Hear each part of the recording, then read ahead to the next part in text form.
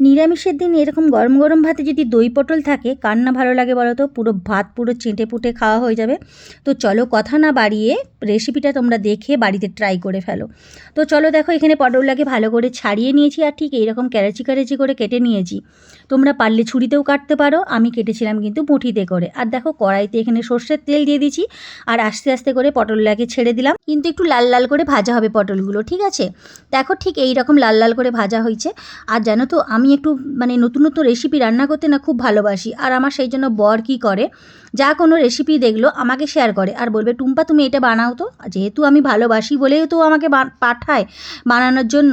তো যাই হোক, এখানে দেখো তেলে কালো জিরে দিয়ে দিলাম আর সাথে একটু আদাকে কিন্তু পেস্ট করিনি, ছিঁচেছিলাম আদাটা, দিয়ে দিলাম। আর সাথে একটু হলুদ গুঁড়ো, লঙ্কার গুঁড়ো আর পরিমাণ মতো একটু লবণ দিয়ে ভালো করে মশলাটাকে কষে নিয়েছি। আর সাথে এখানে পেস্ট করে রেখেছিলাম কিন্তু কাজু, চালমগজ আর পোস্ত দিয়ে ওটা বাটাটা দিয়ে দিলাম। আর সাথে জল দিয়ে একটু ধুয়ে বাটিটাতে ধুয়ে জল দিয়ে দিলাম। আর দেখো মশলা থেকে কী সুন্দর তেল ছেড়ে গেছে কিন্তু, ঠিক এইভাবে তেল ছাড়া হবে। আর দেখো একটু টক দই ভালো করে একটু ফেটে রেখেছিলাম। তোমরা পারলে বাজার থেকেও টক দই কিনতে পারো, আর না হলে বাড়িতে দুয়াশানো দইও তোমরা দিতে পারো। আর দিয়ে দিলাম দেখো একটু চিনি, আর দিয়ে দিলাম ওই বাটিটা ধুয়ে একটু জল দিয়ে দিলাম। আর এই পাশে দেখো ফুড উঠে গেছে আর ভাজা পটলগুলোকে ছেড়ে দিলাম। সত্যি বলছি, আমি খেয়ে দিয়ে ভয়েসটা দিয়েছি, এত সুন্দর রেসিপিটা রান্না হয়েছে না, তোমাদেরকে কি বলবো।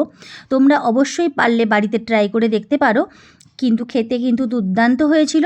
তো আমার এই রান্নাটা তোমাদের কেমন লাগলো অবশ্যই কমেন্ট করে জানিও। তবে আর দেরি কেন, তোমরাও বাড়িতে এই রকম ধরনের ট্রাই করতে পারো। তো চলো, আমার রান্নাটা কমপ্লিট হয়ে গেছে। পরের ভিডিওতে আবার দেখা হচ্ছে, টাটা।